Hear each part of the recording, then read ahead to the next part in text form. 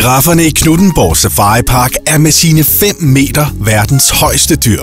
Girafferne kan blive op til 35 år og er drøvtyggere ligesom køerne. De lever af, hvad de kan spise af træerne, altså blade og friske skud. Takket være deres højde kan de nå de høje grene, som ikke er tilgængelige for andre dyr. Og skulle der sidde en lille lækkerbisken, som den ikke kan nå på trods af sin høje højde, kan den bruge sin godt halve meter lange tunge til lige at nå det sidste stykke. Når hunden er drægtig, varer det i 13 til 15 måneder, og hun føder derefter et føl. Føllet vejer ca. 60 kilo, og det får en hård start på livet, da giraffer altid føder stående. Det betyder, at føllet falder ca. 2 meter ned, men tager dog ingen skade. Det tager nogle timer, før føllet forsøger at rejse sig første gang. Giraffer er nysgerrige, og når du besøger Knuthenborg Safari Park, kommer de gerne helt tæt på.